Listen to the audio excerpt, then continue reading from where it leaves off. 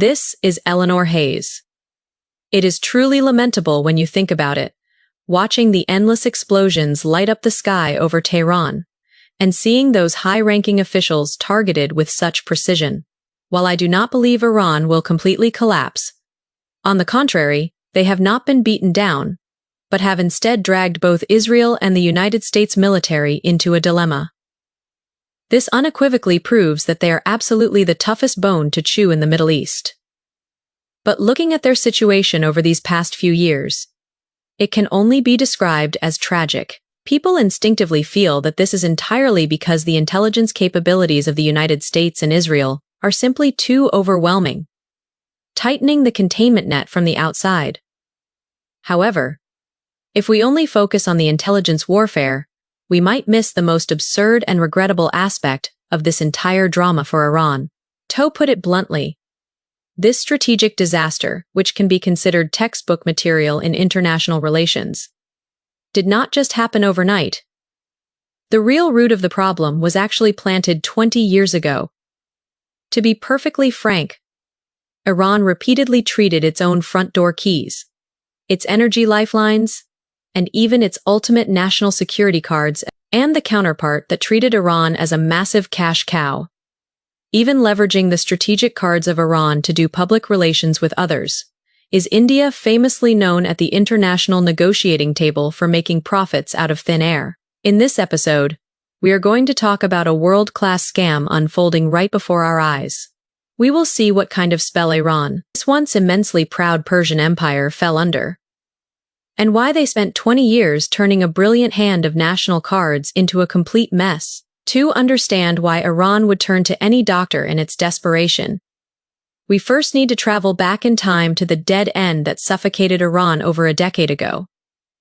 At that time, to force Iran to yield on the issue of nuclear development, the United States launched the most brutal secondary sanctions in modern financial history. Please do not think that sanctions are just a few words in a news headline. That kind of pain cuts right to the bone. We have to admit that American politicians possess an extremely ruthless and calculating ability when it comes to playing with financial hegemony. They mercilessly pulled the plug on Iran within the international settlement system. What kind of terrifying reality does this represent?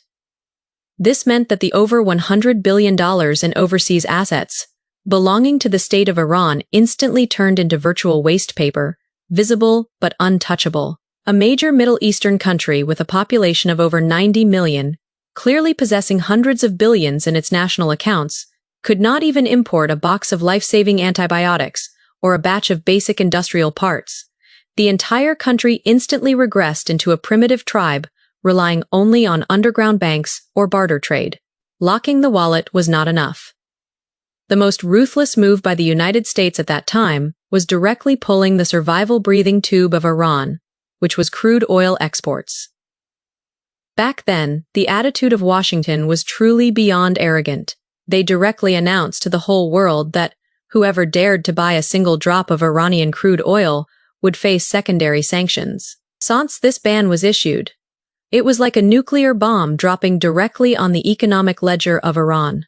Within a short span of 2 years, the crude oil export volume of Iran performed a free fall from its peak of 2,800,000 barrels per Dalton Y, dropping to a mere fraction of that at its worst. You have to know that crude oil exports supported over half of the foreign exchange revenue of Iran. This was equivalent to a family that originally earned a monthly income of over $100,000 having their savings frozen and their salary cut off, barely surviving by selling second-hand furniture every day. Being economically starved to death was bad enough, but the geopolitical environment was one of comprehensive isolation. To the west was the deadly rival Israel, always ready to fight, along with those Gulf states holding advanced American weapons in daily standoffs in the Persian Gulf. To the east was volatile Afghanistan, with endless refugee and smuggling problems keeping the borders restless. As for Russia to the north, they were deeply bogged down in the mud of sanctions due to the Crimea incident at the time. Although they were back-to-back brothers on the Syrian battlefield, if you wanted Putin to bring out large amounts of real gold and silver for a blood transfusion, the spirit was willing, but the flesh was weak. At this life-and-death juncture, cornered and gasping for breath, Iran actually had a solid lifeline they could have grabbed, and that was China, facing the overwhelming fire of the maximum pressure of the United States. China at the time extended a highly sincere and comprehensive cooperation plan. Regarding the biggest headache for Iran, which was crude oil sales, China was willing to continue importing on a large scale. This was equivalent to directly digging an escape hole for Iran through the financial Iron Curtain of America. Not only that, for those infrastructure projects abandoned by Western countries, whether it was the desperately needed upgrade of the old power grid of Tehran or vital water conservancy projects, Chinese engineering teams were willing to take them all on. To be honest, in an era where the whole world was avoiding Iran like the plague, terrified of getting involved, this was absolutely a viable path that could ensure long-term survival and drive the recovery of the real economy. But what is incredibly lamentable, and even a bit absurd, is that the deep-seated baggage of Persian Empire pride acted up for Iran at this most critical moment. Politicians in Tehran paced back and forth in their meeting rooms. They harbored a very peculiar paranoia, wondering if completely accepting the plan of China would reduce them to a mere sidekick of the Eastern Dragon. They always thought of themselves as incredibly clever chess players, holding the Persian Gulf, which chokes the global energy throat. So how could they easily lean to any one side? They wanted to find a seemingly more neutral country to serve as a perfect backup plan. Put bluntly, they wanted to play a game of extreme balance between major camps, even naively thinking they could leverage this backup plan to bargain with the West or China. Just as Iran was looking around the world, India, the South Asian actor, walked perfectly into the sights of Tehran, wearing an amiable and harmless smile, holding a beautifully packaged but eternally uncashable blank check. The appearance of India gave Iran a fatal illusion of reaping the spoils without lifting a finger. Iran thought it had found a good brother with the strength and willingness to share both joys and sorrows. Little did they know, in the highly calculating diplomatic logic of India, often dubbed the international master thief, Iran was nothing more than a high-end tool used to raise its asking price with superpowers, while conveniently extracting free energy. What Iran did next truly took the phrase of helping count the money after being sold to the extreme. Let us look at the Chabahar Port Development Project, the most laughable tragedy in this entire geopolitical drama, which also cost Iran the most painful price. Chabahar Port is located in southeastern Iran, closely bordering the vast Gulf of Oman. How important is this port to Iran? You could say it is the only deep water and ice-free port in the entire country that is completely unconstrained by the Strait of Hormuz. Everyone knows that Iranian politicians love to talk tough internationally, constantly threatening to blockade the Strait of Hormuz and cut off 30% of global crude oil transportation. But this is actually a weapon that hurts the enemy 1,000 times, while damaging oneself 800 times. Because once the strait is sealed, the oil tankers of Iran cannot get out either, and everyone just sits at the port staring into space. And Chabahar Port perfectly avoids this fatal weak point. As long as this place was opened up, Iran would possess a strategic escape route free from any constraints. Heading north, a railway could directly run through Iranian territory, linking up all those landlocked Central Asian countries like Afghanistan and Turkmenistan. Heading south, it could seamlessly connect to the massive trade network of the entire Indian Ocean. Calling it the destiny-altering port of Iran to break the American blockade absolutely stands the test of history. What is even more intriguing is that at the time China was in full swing building Gwadar Port in Pakistan. The straight-line distance between these two ports is only about 170 kilometers. Strategically, this was an excellent opportunity for cooperation. If these two ports could be linked through infrastructure, opening up the economic and trade meridians between Iran and Pakistan, then the containment net America had painstakingly woven in the Indian Ocean would instantly crumble into a pile of waste paper. Faced with such a great opportunity to break the stalemate, guess what Iran was doing? They actually fell into that inexplicable hesitation again. They feared that if they handed this port over to China as well, the entire Indian Ocean node would be controlled by others, and they would completely lose their bargaining chips. So, for the sake of that illusory checks and balances, Iran voluntarily offered this ultimate card, capable of changing the Middle East landscape to India with both hands. This naturally overjoyed those shrewd diplomats in New Delhi. India has always had a great power complex, treating the entire Indian Ocean as its own backyard. Seeing China build Gwadar port in Pakistan, New Delhi was sitting on pins and needles, unable to sleep all night. But then, Iran actively delivered the neighboring port right to their doorstep.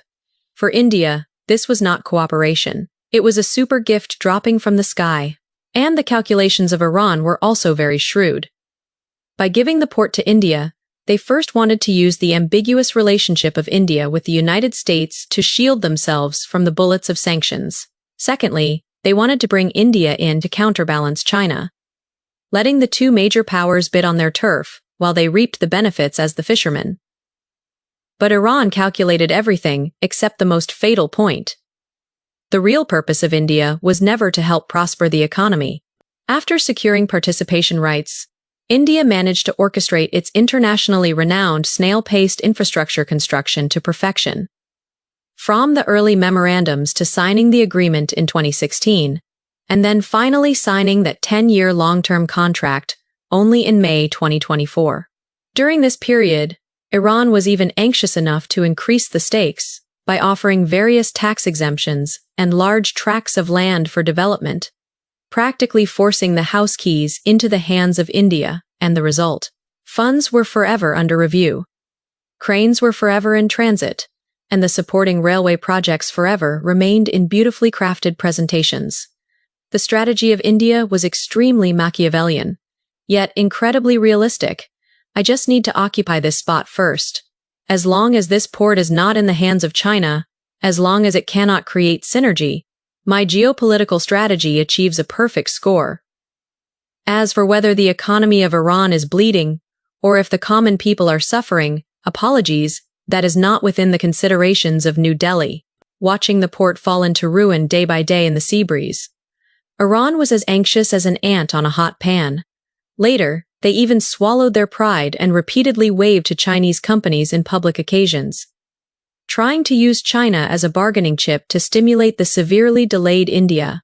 But honestly, this approach of treating a partner who truly wants to cooperate as a spare tire, discarding them after use, and then turning back for comfort when encountering difficulties, will ultimately only make oneself a complete laughingstock.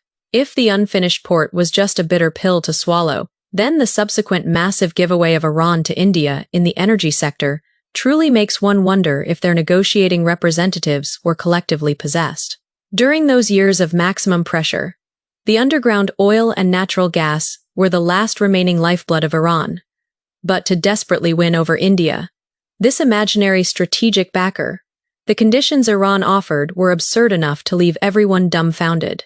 Not only did they long-term provide India with super rock-bottom prices that were unbelievably far below market rates, but even more outrageously, Iran actually nodded and agreed to let India use the rupee to pay for massive oil bills, and even allowed India to delay payments for 2 or 3 quarters. Let us use a little common sense to think about how ridiculous this is. Crude oil is hard currency, equivalent to liquid gold in the international market. But what about the Indian rupee? To put it harshly, no one in the international market wants to accept the rupee. It is like a region-restricted redemption voucher. Once this money leaves India, it is practically identical to waste paper. With the rupees in hand, apart from buying some spices and basic agricultural products in Indian markets, Iran could not buy any desperately needed high-tech equipment, precision medical instruments, or critical defense components in the international market at all. What does this represent in financial essence? It represents that Iran, a country so poor it could barely put food on the table, whose people were suffering immensely, was actually using its most precious national strategic resources to subsidize India across the sea. This is literally exchanging ancestral gold and silver for a pile of monopoly play money. And India, taking this cheap crude oil that was practically picked up for free, refined it domestically, and then resold it to European countries at high international market prices. The staggering windfall from that price difference just naturally flowed into the pockets of Indian tycoons. India truly is a businessman shrewd to the bone. Their main strategy internationally is to follow the wind. If it blows right, They buy wildly. If there is a loophole, they exploit it ruthlessly. Previously, they took advantage of the gap to buy Iranian crude oil, and later took advantage of the Russia and Ukraine war to buy Russian crude oil wildly, all using this rupee mechanism to trap the sellers. But what is the most chilling part? It is the ruthlessness with which India hides when sanctions arrive. In 2019, when the maximum pressure of America crashed down, India cut off its oil trade with Iran decisively without a second word. They stopped buying a single drop, dusted off their hands and left. Without any lingering attachment, ultimately, when Iran could not sell its oil, it still had to rely on China. What leaves one even more speechless is that the methods of India for dealing with Iran show an even deeper understanding of harvesting crops than those Western countries imposing direct sanctions. Take the famous Farzad 7 supergas field in the Persian Gulf as an example. As early as 2008, this maritime area was proven to have extremely staggering natural gas reserves. Iran was full of joy at the time, feeling that they finally had the capital to turn things around. So they generously handed the priority development rights to India, counting on Indian conglomerates to bring in technology and capital so everyone could get rich together. And the result? For a full decade after that, just think about what precious golden years those were. India forever only had the exact same rhetoric for this project. We are very sincere about developing it, but we are very afraid of being sanctioned by the United States. Please give us a little more time to evaluate the contract. The strategic position for extraction was taken upon signing, but India simply refused to invest a single penny, and not a single drilling rig was shipped over. India just painlessly suffocated the super gas field of Iran. For a full 10 years, until around 2021, Iran finally woke up from the pain of this long and humble unrequited love, taking back the development rights when they could no longer endure it. Looking at these segments of history, I truly feel pity for Iran. They gave India nearly 20 years of time to make empty promises, sent out countless amounts of cheap oil, received a pile of rupees that were essentially waste paper, and finally gave away their best golden goose for free, letting it be used as a cheap bargaining chip to check rivals and claim credit with the United States on the international stage. But if the story stopped here, Iran would at most just be a sucker who got conned out of their fortune in the business world. What Iran never expected was that those defenses they voluntarily dismantled and the doors they opened to please India would ultimately toll the death knell for their national security. Many people have a misconception, believing that India only suddenly turned to join Israel and stabbed Iran in the back after seeing the wind change in the explosive Middle East situation of recent years. But truthfully, this idea completely underestimates the scheming of those politicians in New Delhi. This betrayal was never a spur-of-the-moment decision, but a chain of traps laid out over nearly 10 years. Those fatal death signals were clearly displayed on the table long ago. Only Iran chose to be selectively blind, stubbornly immersing themselves in the pink bubble of being good brothers, pretending to be asleep.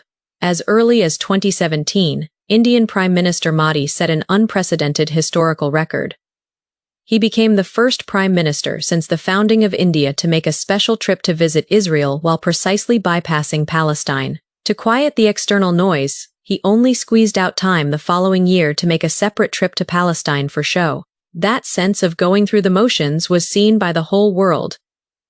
You all need to understand before that. Although India had been secretly buying weapons from Israel, their surface work was watertight. Past Indian leaders visiting the Middle East would absolutely maintain a balanced posture of not offending either side. But the visit of Modi was equivalent to directly kicking down the non-aligned facade India had maintained for 70 years. Since that time, the military-industrial binding between India and Israel has been advancing at racing speed. According to arms sales reports from authoritative international think tanks, who was the biggest global buyer of Israel in these past few years? That is right. It was India, the very country that called Iran a strategic partner every day. Moreover, what India bought was not some obsolete second-hand goods, but top-tier equipment capable of directly changing the battlefield ecology. The main anti-aircraft missiles, now treasured by the Indian Army and Navy, were jointly developed with Israel. The hundreds of reconnaissance aircraft and suicide drones, patrolling the borders every day, were swept up and bought from Israel. Even the core fire control radar inside the favorite Tejas fighter jet of India was handled with the help of Israel. Do you all understand this highly ironic cycle of interests? India holds super cheap oil from Iran in its left hand, saving large amounts of real gold and silver, and then uses its right hand to smash that saved money into Israeli munitions factories to comprehensively upgrade its own military force. This is not diplomatic swaying. This is playing both sides to the level of high art, and completely unhidden at that. The mind of India is crystal clear.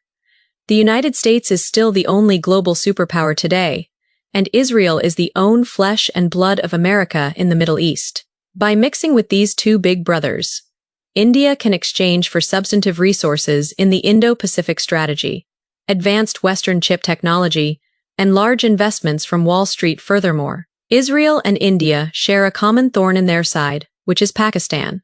Since everyone shares a common enemy, cooperation naturally sparks instantly.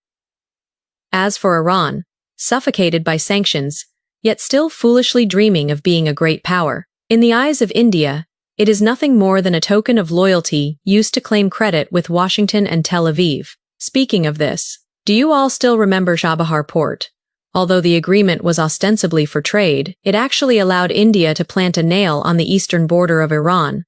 Not only could it directly bypass the sworn enemy Pakistan, but geographically, it allowed close-range observation of surrounding air and sea movements. For India, this was practically picking up a super transit hub for free that could monitor competitors and control the gateway to Central Asia. What does this mean?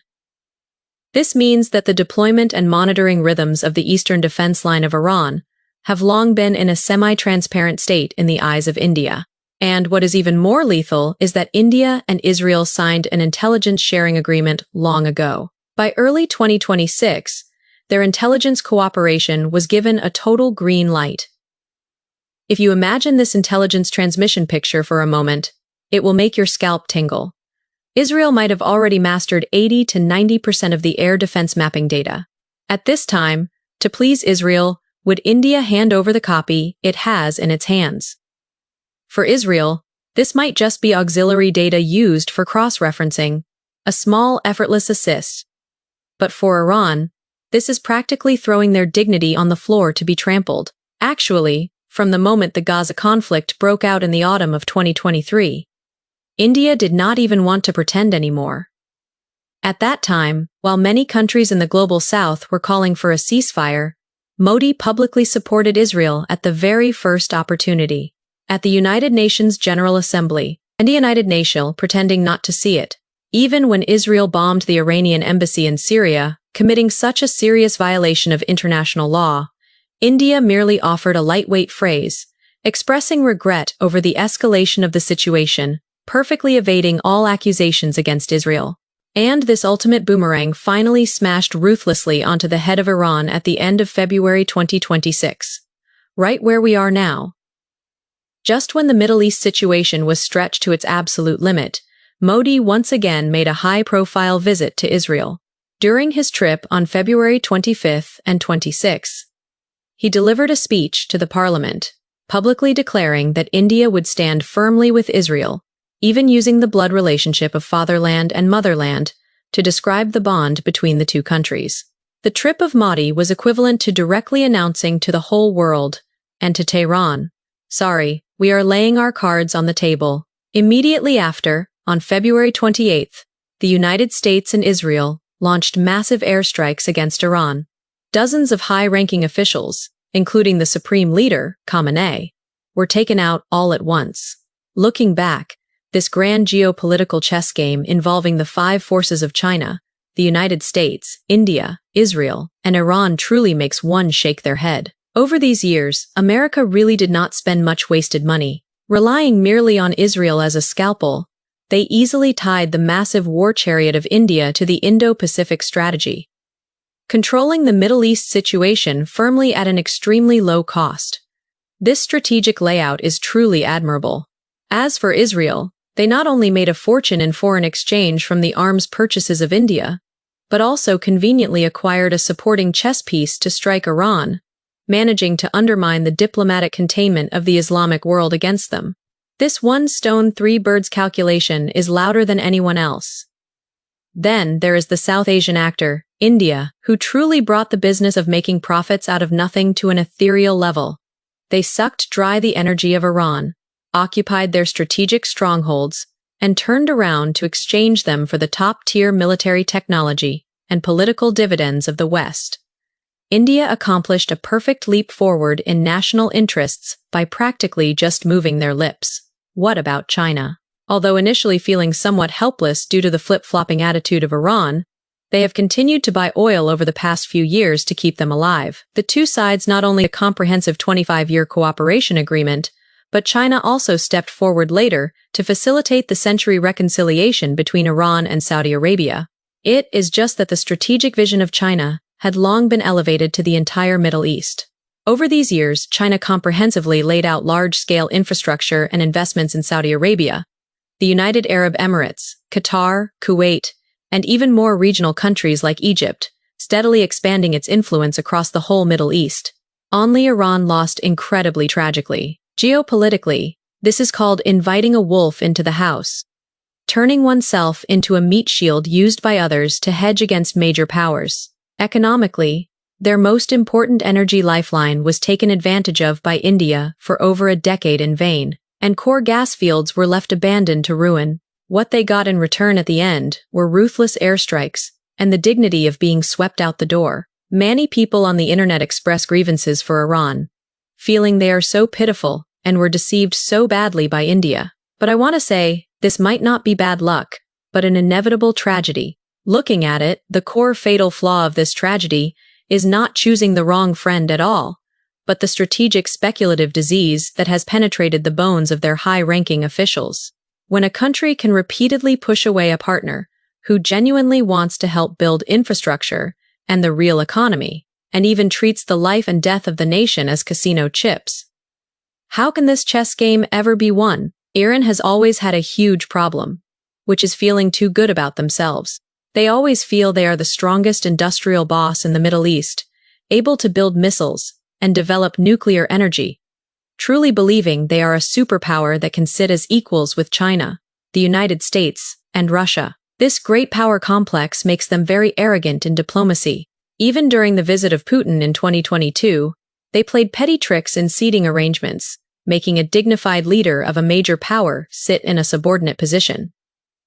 This kind of calculation in rituals actually exposes their strategic short-sightedness. They always think they are high-end players who can tango between superpowers. They think they can cheat their way into the protection of a major power without giving their true loyalty, just by relying on small favors and selling scraps.